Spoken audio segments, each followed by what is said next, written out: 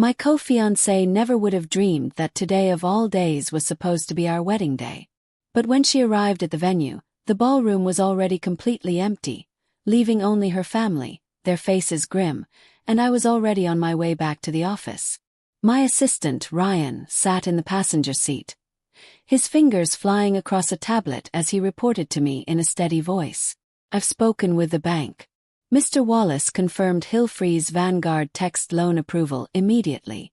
And Mr. Davis at Innovate has agreed to absorb Vanguard's client portfolio on our terms." I leaned back in my seat, a mix of melancholy and regret washing over me. For 5 years I was the one who had built Chloe up. From her first fumbling steps as an entrepreneur to her company, Vanguard Tech, becoming a known name in the industry, I had watched her every move, growing accustomed to silently clearing obstacles whenever she was overwhelmed.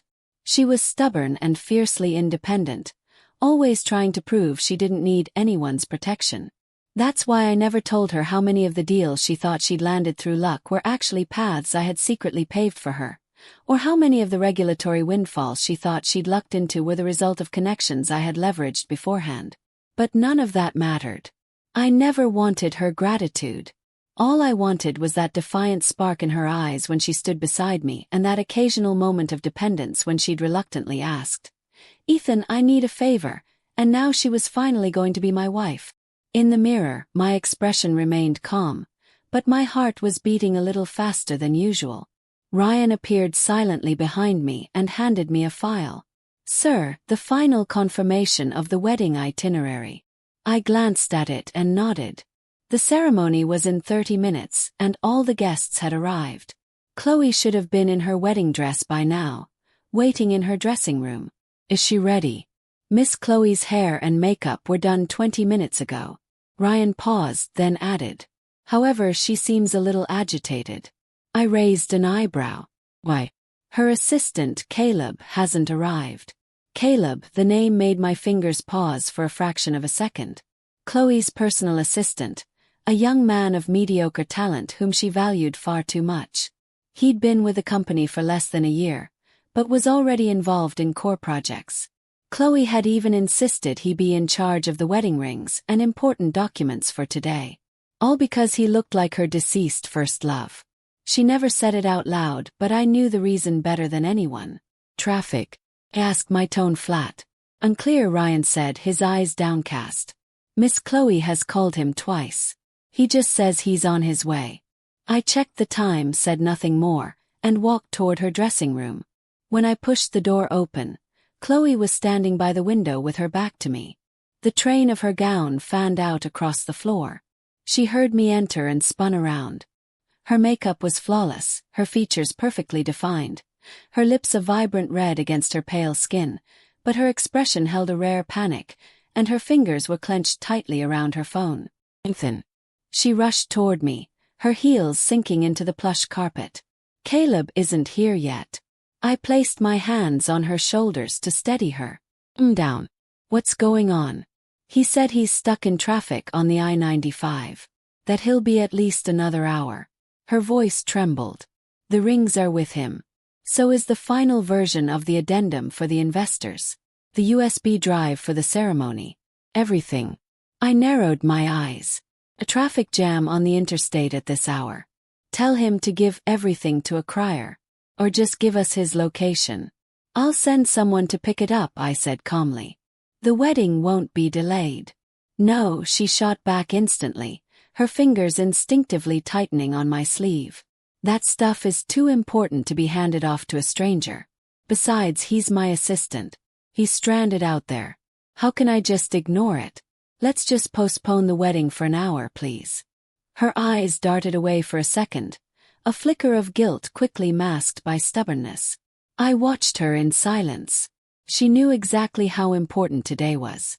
Our top global partners, the most influential figures in the industry, even a few of the old guard from Apex Corporation, they were all seated out there waiting to witness the ceremony. And she wanted to postpone it all for an assistant. "Chloe," I began slowly, my voice quiet but each word sharp. "Think very carefully about what it means if you walk out that door right now." Her lashes fluttered, but she didn't back down. "Just 1 hour. The guests will understand. Understand. I chuckled softly, cupping her jaw. The pressure was gentle, but she flinched. Are you suggesting that the time of everyone here, myself included, is less important than one late assistant? The color drained from her face. That's not what I meant. But Caleb is what? I cut her off, my expression turning to ice. Is he more important than your wedding? More important than every single person out there? More important than me? I practically ground out the last question through my teeth. She opened her mouth as if to argue, but instead she bit her lip and stubbornly turned away. Ethan, you're overreacting. It's only an hour. When I get back, everything will proceed as planned. With that, she snatched her car keys from the table and stormed out, dragging the wedding gown behind her. I stood perfectly still. I didn't stop her. This was her choice. The door slammed shut with a heavy thud. The dressing room fell deathly silent. I looked down at the wedding band on my finger and then slowly I slid it off. The door to the dressing room closed behind me, silencing the sound of Chloe's retreat. I stood in the shadows of the corridor, my thumb mindlessly tracing the edge of the ring in my hand. The platinum edge dug into my skin, a faint, sharp pain that served as a clear reminder of how absurd this all was. For an assistant, a useless subordinate who couldn't even show up on time, I closed my eyes. When I opened them again, the last trace of warmth was gone. At the end of the hall, Ryan appeared. His gaze fell to my bare ring finger, his expression flickering for a moment, but he said nothing. Sir, the ceremony is scheduled to begin in 20 minutes. He reminded me quietly. I acknowledged him with a hum and started toward the main ballroom. The moment I pushed open the doors to the ballroom, a wave of chatter and laughter washed over me. The light from the crystal chandeliers was blinding, the fractured reflections from the champagne tower making my eyes ache. The room was filled with elegantly dressed guests wearing practice smiles, as if everyone was drowning in a sea of false joy. How ironic. I moved through the crowd without expression, making my way to the stage. My steps were steady, even leisurely, but the noise around me began to die down as curious and questioning gazes turned in my direction. Why is Ethan by himself? Where's the bride? Did something happen? The whispers spread through the room like a rising tide. I ignored them, walked directly onto the stage and took the microphone. Everyone, the sound system amplified my voice, carrying it clearly to every corner of the hall. The last few murmurs of conversation died instantly. The room was silent. All eyes were on me. I calmly scanned the crowd below and began to speak. I apologize for interrupting what should be a joyous occasion. Something unfortunate has just occurred. Paused for a beat. My tone is cool as if I were stating a simple fact. The bride, Miss Chloe, has determined that the inability of her personal assistant, Mr. Caleb, to arrive on time is a matter more important and more urgent than the wedding ceremony we have spent months preparing, more important than the goodwill of all of you who have traveled so far to be here, and more important than the feelings of her future husband. Therefore, she has decided to drive to the interstate herself to retrieve him. The moment I finished, an uproar erupted from the crowd. There were gasps, wide-eyed stares of disbelief, and more than a few people were already pulling out their phones to record. I could already imagine tomorrow's headlines in the business journals and gossip columns. Breaking bride abandons groom at the altar for male assistant. Vanguard Tech CEO calls off wedding for her assistant. A small smile touched my lips, but my eyes were ice. Based on Miss Chloe's clear choice and her priorities, I continued, my voice even silencing the room once more. This wedding has lost its meaning and its foundation. Therefore, I, Ethan, am officially announcing the wedding scheduled for today is permanently cancelled. The word cancelled landed like a thunderclap. The crowd below erupted. Gasps, murmurs, and the sound of camera shutters filled the air. People stood up trying to ask questions. Some even tried to approach the stage. The scene was chaos. I ignored it all and gave a slight bow. My assistant, Mr. Ryan, will be handling any and all inconveniences and expenses incurred by our guests today. He will ensure you are all reasonably compensated. Again, my deepest apologies. Please enjoy the rest of your day. The etiquette was perfect, the words polite, but they were more devastating than any shout of rage could have been. After I finished, I set down the microphone and walked off the stage. A server stood nearby holding a tray of champagne, a look of shock still frozen on his face. I stopped and opened my palm. The wedding band lay there, gleaming coldly. Without a moment's hesitation, I let it drop, a soft clink. The sound was sharp and clear. The ring traced a silver arc through the air before landing perfectly in a champagne flute on the server's tray. The golden liquid sloshed, and the ring sank slowly to the bottom, a silent burial. The entire room went dead silent. I walked toward the side exit without a backward glance. Ryan materialized at my side like a phantom. "The car is ready, sir," he murmured. I nodded, not breaking my stride. Behind me, the ballroom erupted once more. I could faintly hear raised voices, people making calls, and others already rushing for the doors, likely to chase after Chloe or the story. But none of it had anything to do with me anymore. The moment I pushed open the side door, a cold wind hit my face. The sky was overcast, the clouds hanging low and heavy, threatening a downpour. Ryan fell into step beside me. "What's next?" I pulled open the car door, my voice chillingly calm.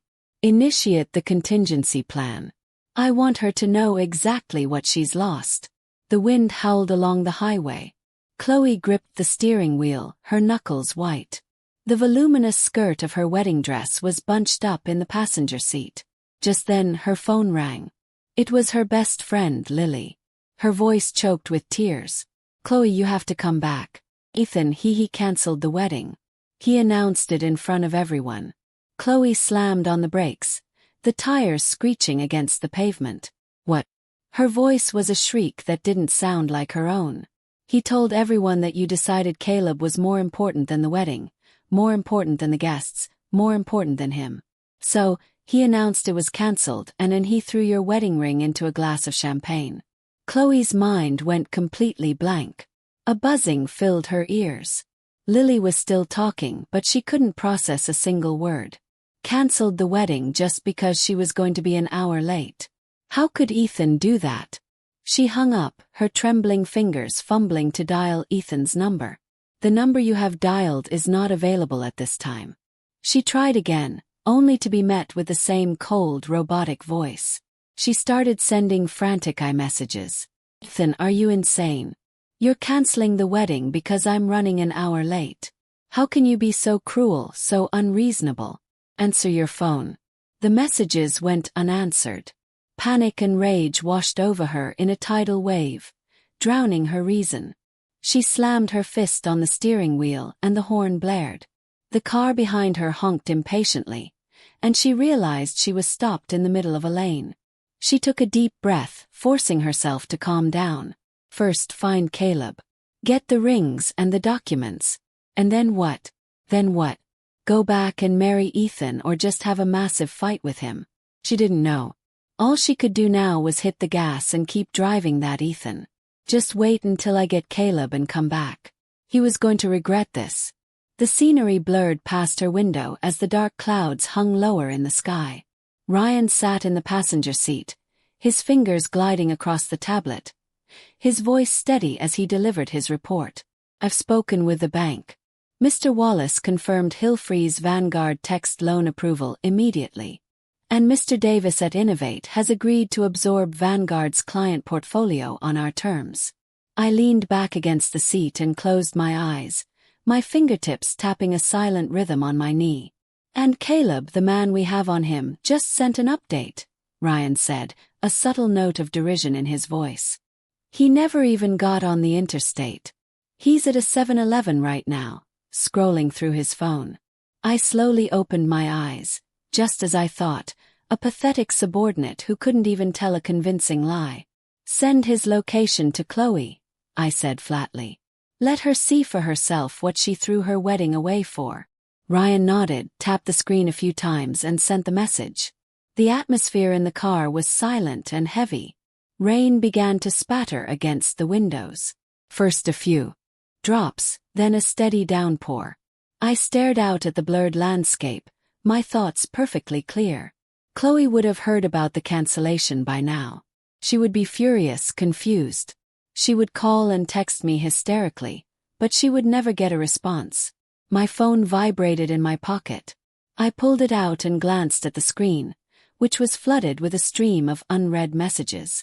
Ethan, are you insane? You're canceling our wedding because I'm running an hour late. How could you be so cruel? Answer the phone. We need to talk. Do you have any idea what you're doing? The last one had come in 5 minutes ago. You just wait. I'm on my way back. I locked the screen without expression and tossed the phone aside. Too late.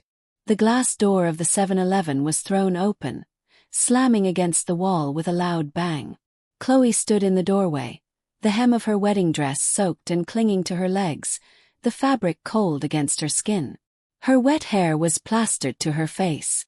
Her makeup was running and she was a complete wreck. The few other customers in the store looked up at her, startled. In a corner, Caleb was lounging with his legs crossed, playing on his phone, a half-finished coffee at his elbow. His hair was a mess. He had dark circles under his eyes, and he reeked of stale alcohol and cheap cologne. He didn't look like someone who had been stuck in traffic. The blood froze in Chloe's veins. Caleb, her voice was ice. Caleb's head snapped up. The moment he saw her, the color drained from his face. He scrambled to his feet, dropping his phone with a clatter. Sage, Chloe, what are you? What are you doing here? He stammered, his eyes darting nervously. I was just about to call a car. The traffic was insane, so I just stopped here for a minute to rest. Chloe stared at him, her chest rising and falling rapidly. All of it. For this lie, she had abandoned her wedding, abandoned Ethan, abandoned all of her guests. And now this useless subordinate stood before her, disheveled and spewing nonsense. Get in the car, she said through gritted teeth, then turned and walked away. Caleb frantically grabbed his bag and hurried after her. Chloe, let me explain. I really didn't mean it. I had a client dinner last night. I drank too much and overslept. I was afraid you'd be mad, so Chloe spun around her glare like a knife. Shut up. Caleb fell silent instantly.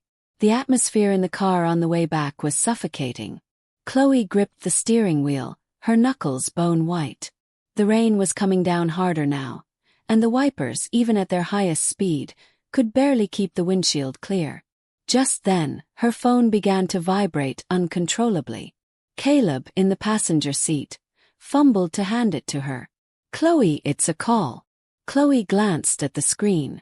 It was Mark, her VP. She answered, and before she could say a word, Mark's panicked voice came through the speaker. Chloe, it's bad. The bank just called. Our $30 million bridge loan, it's been frozen. They cited concerns about company stability. What are we going to do about the $8 million payment we owe CoreSource Electronics tomorrow? Chloe's breath hitched. What? It gets worse, Mark said, his voice cracking. I just got an email from Innovate Solutions. They're unilaterally terminating all of our contracts. They're our biggest client. The world started to go dark at the edges of Chloe's vision. Innovate Solutions.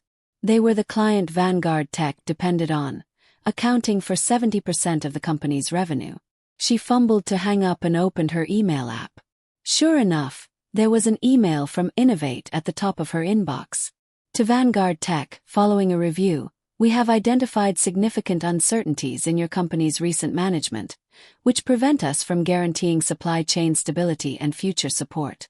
This serves as formal notification that all agreements between our companies are terminated, effective immediately. No, this can't be happening, she muttered, her trembling finger scrolling down the screen. An iMessage voice note started playing automatically. Chloe, I heard there was a situation at the wedding. It was one of her investors. His voice cold and distant. We're very concerned about the stability of the company. We'll need to reassess the risk before moving forward. The signing next week is on hold indefinitely.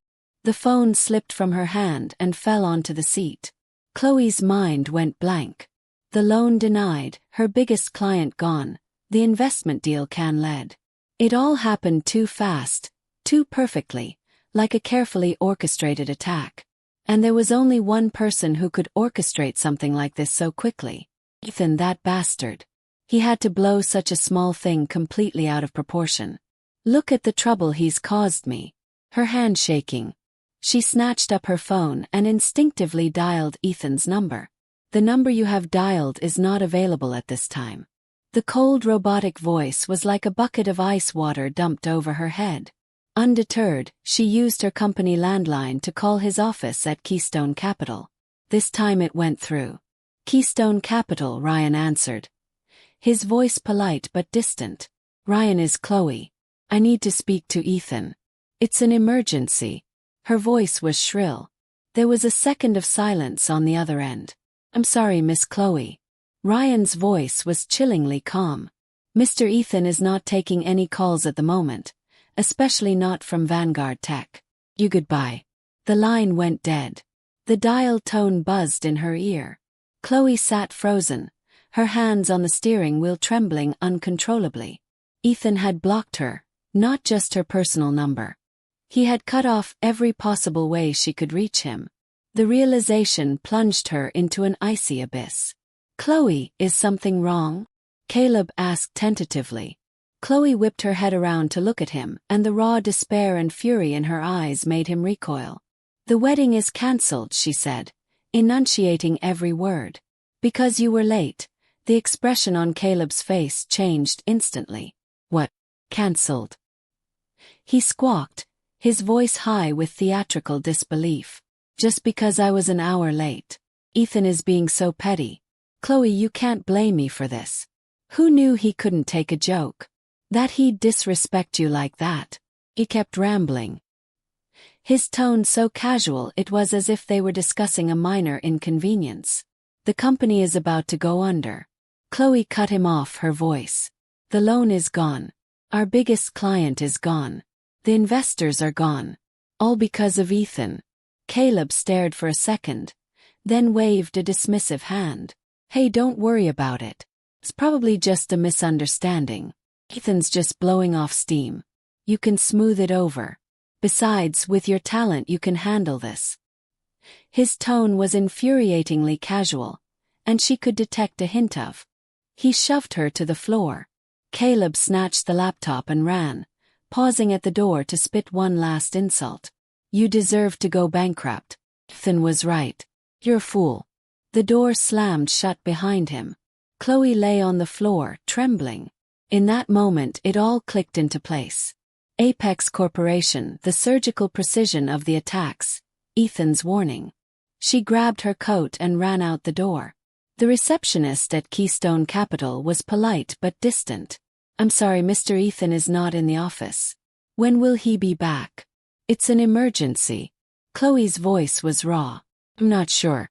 She was about to push past when Ryan appeared by the elevators. Miss Chloe, his eyes were cold. Mr. Ethan will not see you. Please leave, Ryan. Please, Chloe begged, her voice breaking. Just give me a few minutes with him. Security. 2 uniformed guards immediately stepped forward and flanked her, escorting her toward the exit. The moment she was escorted out the front doors, Chloe finally broke.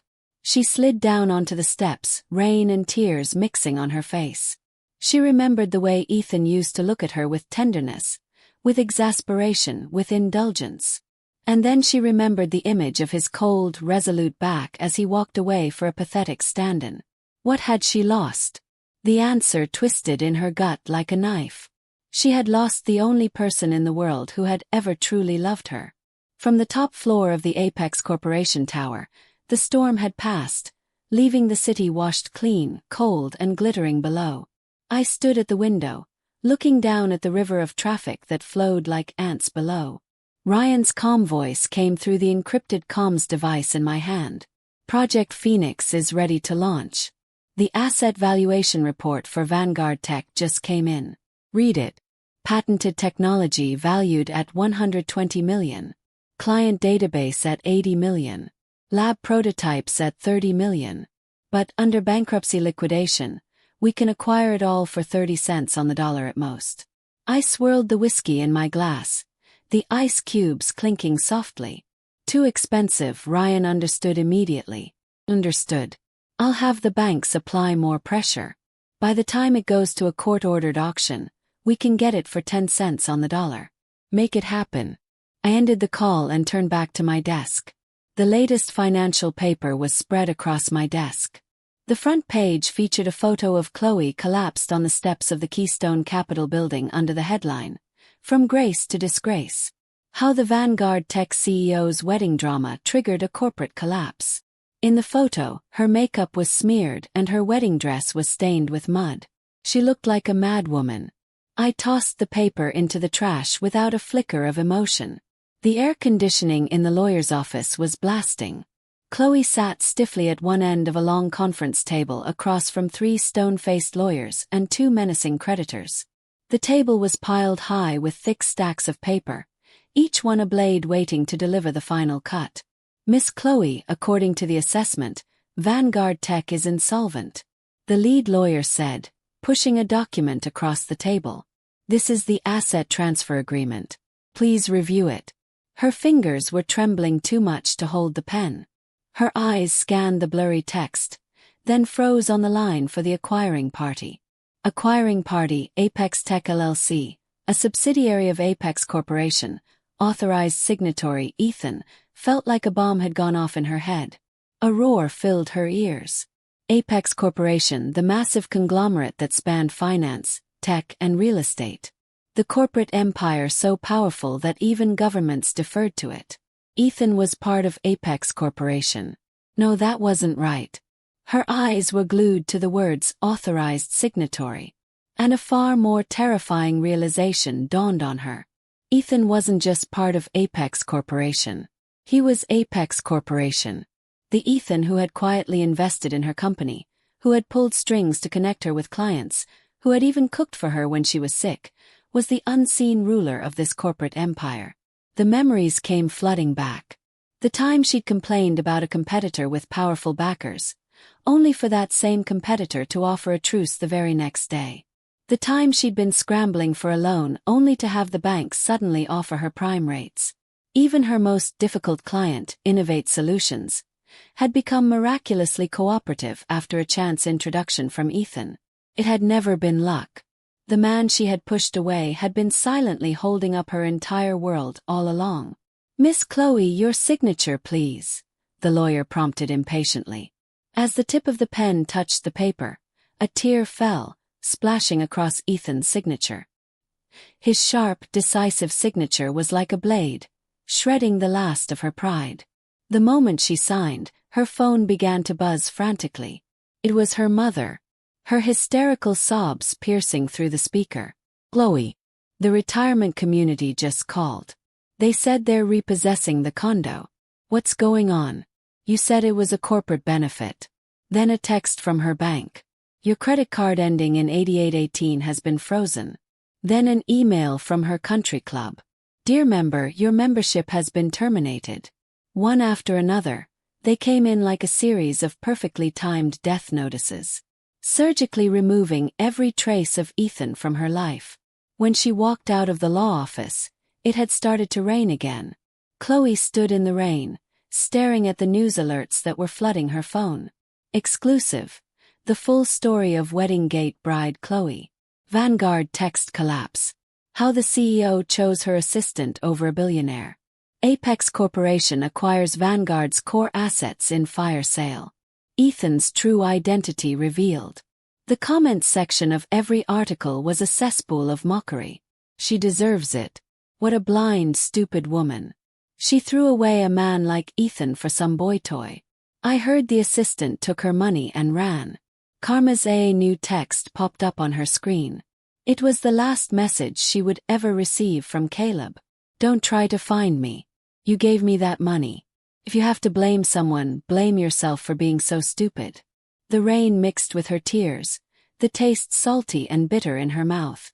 She walked numbly toward the parking garage, only to find her Porsche had a repossession notice on the windshield. The parking attendant told her coldly, "The car has been seized as part of the liquidation." She searched her pockets and found only a crumpled $20 bill. She tried to hail a cab, but 3 empty ones saw her bedraggled appearance and sped past. A 4th one finally stopped, and the driver eyed her suspiciously. "Where to?" Chloe opened her mouth then. He's been abandoned by everyone, and even the lies she told herself have been torn to shreds. That is true punishment. I raised my glass to the glittering city outside my window, and then I drank. The burn of the whiskey in my throat was as satisfying as vengeance long delayed. The lights of the Summit Club cast a golden glow on the rainy night. A private dinner had just concluded, and I was walking toward the entrance, surrounded by a group of international executives. Ryan opened a black umbrella, shielding me from the drizzle. "Ethan, regarding the proposal for the Southeast Asian market." I held up a hand, cutting him off. My gaze had fallen on a figure huddled in the shadows at the bottom of the steps. A thin figure was curled up in the rain like a stray dog. Her dark hair was plastered to her face, and a faded threadbare coat was soaked through, clinging to her frame. She was shivering, her arms wrapped around herself, her lips purple with cold, but her eyes were fixed on the entrance to the club. Chloe, I narrowed my eyes. I hadn't seen her in 3 months. She was so thin she was almost unrecognizable. Her eyes were sunken, and the once bright, proud light in them had been replaced by a dull, bloodshot haze.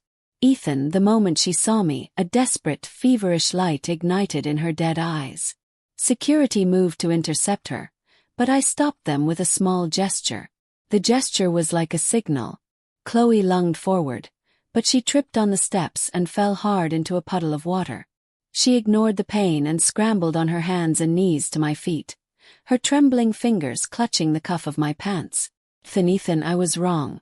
Her voice was a raw, broken thing, a mixture of rain and tears. "I know I was wrong. I was so wrong. I was blind. I was an idiot. I never should have lost my mind and left you for that animal, Caleb. I shouldn't have thrown your love away. I shouldn't have been so arrogant, so entitled. I took everything you did for me for granted." The executives around me silently stepped back, creating a clear space around us. Rain dripped from the edge of my umbrella, splashing in the puddles around her. "My company is gone. My money is gone. My home is gone," she said, her head tilted back, her pale throat exposed like a prisoner at the block. "Everyone laughs at me. They all say I deserve it. I have nothing left. I only have you." Her grip on my pants tightened, her knuckles turning white. "I know I don't deserve you. I know I'm a disgrace, but please, for the sake of the last 5 years, for the fact that I did once truly love you." The last words broke in her throat. She lowered her head until her forehead touched the wet, cold pavement. "Please give me another chance. Even if it's just to be your servant, I'll do anything. Please." This woman, once so impossibly proud, was now groveling at my feet like a beaten dog. Her dignity ground into the dirt. I watched her and suddenly I felt nothing but boredom. I slowly crouched down and my gloved hand gripped her chin, forcing her to look up at me. The action caused a tiny flicker of hope to ignite in her eyes. "Pathetic. What are you crying about?" My voice was soft, but it made her tremble violently. I applied a little pressure, leaving a red mark on her pale skin. "Weren't you going to pick up your most important assistant?" I emphasized the words "most important," and they seemed to twist like a knife in her already broken heart. She opened her mouth, but all that came out was a small wounded whimper. "Where is he now?" I leaned in close, my breath warm against her cold ear. "Can he cry your company back from bankruptcy? Can he shelter you from the storm that broke her?" She went limp, collapsing like a boneless heap, only her fingers still clinging stubbornly to my pants. I stood up and pried her fingers off one by one. The sound of my leather glove against her skin was unnaturally loud in the quiet rain. "Postpone the wedding for an hour," I said, looking down at her as I pried the last finger away. "No, from the moment you chose him, you were out of the game for good." As I turned to leave, she let out a gut-wrenching scream. "Then please." The car door closed, cutting off the sound. The engine of the Rolls-Royce purred to life. In the rear-view mirror, Her figure grew smaller and smaller until it was swallowed by the darkness.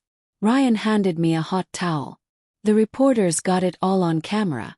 But I wiped the rain from my gloves and suddenly remembered the first time I had met Chloe 5 years ago. Her first startup had just failed, but she had stood there with her chin held high and said, "Next time I'll succeed." The sunlight had caught her eyelashes, and they had looked like the wings of a butterfly. Looking back now, it was just an illusion. Back to the office, the window rose, sealing out the night and the rain. Long after the tail lights of the luxury car had disappeared, she could taste blood mixing with the rain in her mouth. Chloe didn't know when she had bitten through her lip or how long she had been kneeling there. A few strangers stood near the entrance of the club, pointing their phones at her, the flashes going off intermittently. Is that her? Chloe so pathetic. Threw away a billionaire for some boy toy. Serves her right. She staggered to her feet, but she had nowhere to go. Her parents' cheap rental apartment. They had downed her last month. Her friends' places. Ever since the bankruptcy, no one was answering her calls. Her phone vibrated. It was a picture message from an unknown number. The moment she opened it, she felt like she'd been struck by lightning. The photo showed Caleb, his face bloody, kneeling in the corner of a casino while several large men held him down. The caption read, "Debts must be paid." The last photo was a close-up of his face being shoved onto a poker table. The eyes that had once reminded her of her first love were now filled with nothing but raw, pathetic fear. Her phone slipped from her hand and fell into a puddle with a soft splash. Chloe suddenly started to laugh. The laughter grew louder and louder until it became a hysterical shriek that made the onlookers back away in fear. She's lost her mind. She had been crazy enough to throw away the one person in the world who truly loved her. All for a piece of garbage. The rain washed down her face and it was impossible to tell where the tears ended and the rain began. In the distance, she could hear the faint sound of sirens, but she knew they weren't coming for her. No one was ever coming for her again. From my office at the top of the Apex Tower, the city lights spread out like a galaxy below. Ryan knocked and entered. "Miss Chloe is downstairs," he said calmly. "She's asking to see you." I didn't look up from the file in my hands. "Tell her to leave. Security has already tried to remove her 3 times. Ryan said, pausing for a moment. "She refuses to go. She says she'll wait as long as it takes." I closed the file and looked out the window. 3 months since that night in the rain, Chloe had completely vanished from my world until today. Send her up. I was curious to see what pathetic words she had left to say. The office door opened softly. Chloe stood in the doorway, looking even more worn than the last time I'd seen her. She wore a simple white blouse and black slacks. Her once perfectly styled hair was pulled back in a simple ponytail, and her face was pale and without makeup, revealing the dark circles under her eyes. She was much thinner, her wrists so slender they looked as if they might break.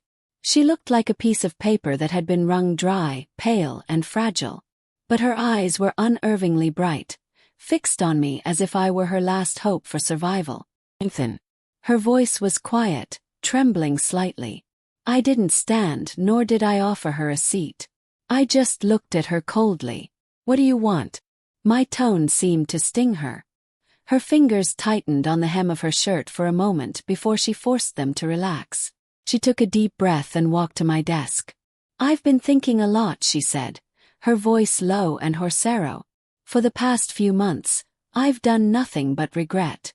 I said nothing. Her eyes were red, but she fought back the tears. "I was wrong, Ethan.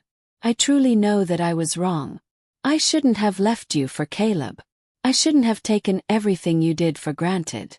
And I never should have humiliated you at our wedding." Her fingers rested on the edge of my desk, the tips white from the pressure. "Losing you for a piece of garbage was the stupidest thing I have ever done in my life." I let out a cold laugh and my indifference seemed to wound her, but she pressed on. "I know that nothing I say now can change anything, but I need you to know that you were always the one I loved. Caleb, he was just a substitute for Jason." I couldn't see it clearly. I was so stupid, but I understand now. "I only love you." She looked up at me and the tears finally fell. I don't want anything else, Ethan. Not the company, not the reputation, not the money. I'll give it all up. I just want to be with you. I'll be your maid, your secretary, even your plaything. I don't care if you're worried. I'll sign any legal document you want. I'll waive any claim to your assets. I don't want anything but you.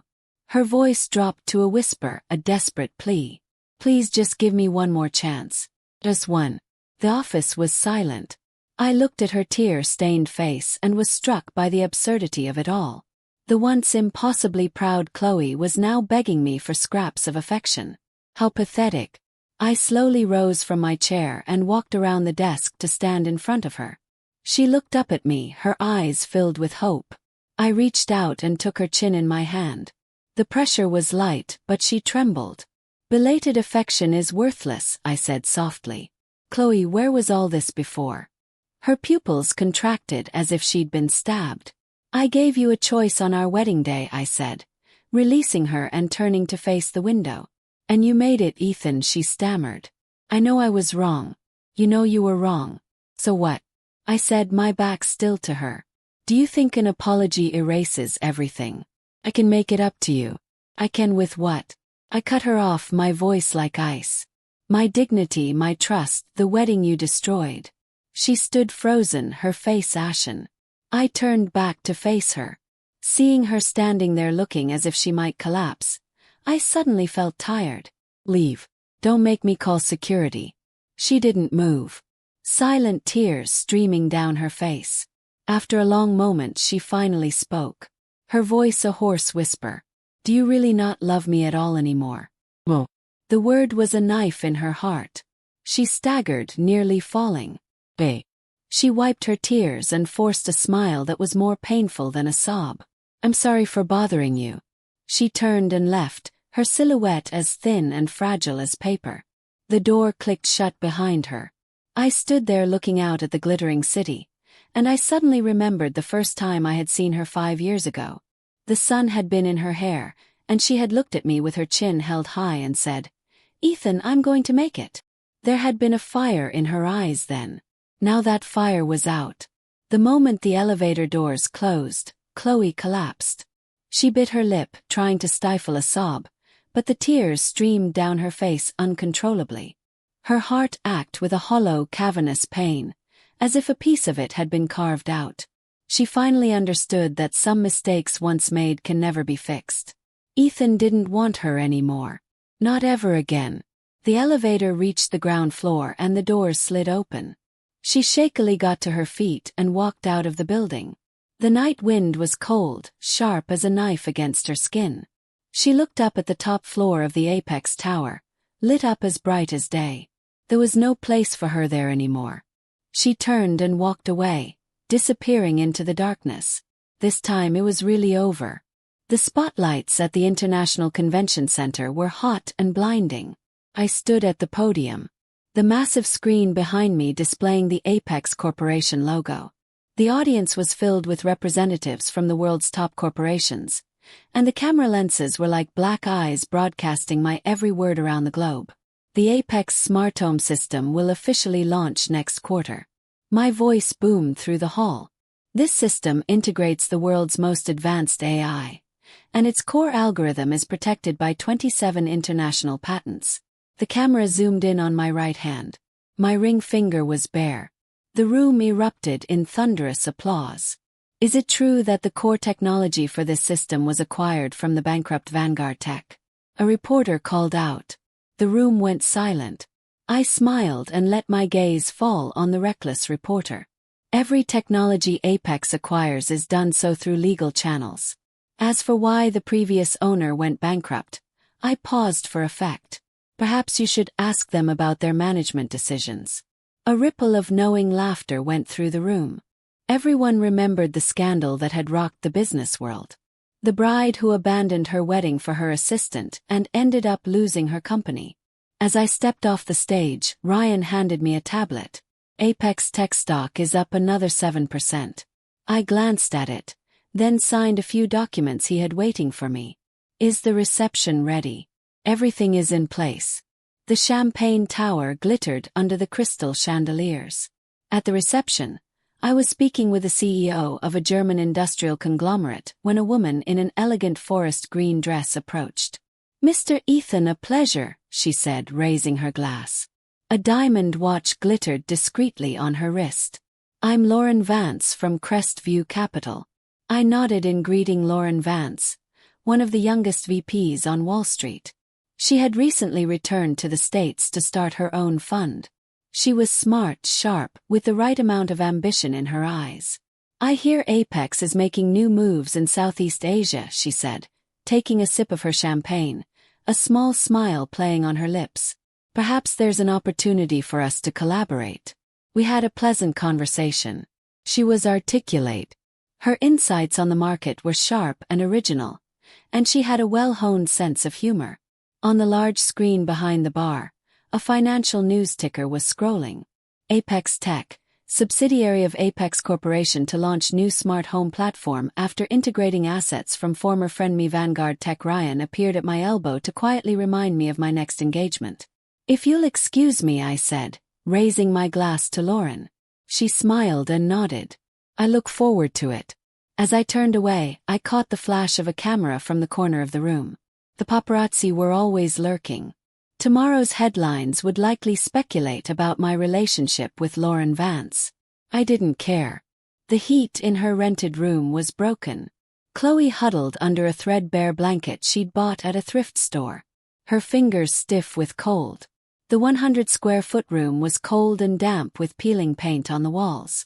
The window looked out onto a bleak gray street. The cold light of her laptop screen illuminated the room.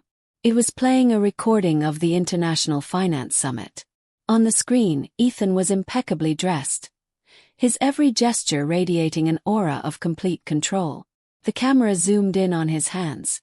The finger where her ring should have been was bare. Apex will continue to uphold its commitment to innovation and responsibility. Ethan's voice, clear and strong, came from the tiny speakers, sounding as if it were coming from another world.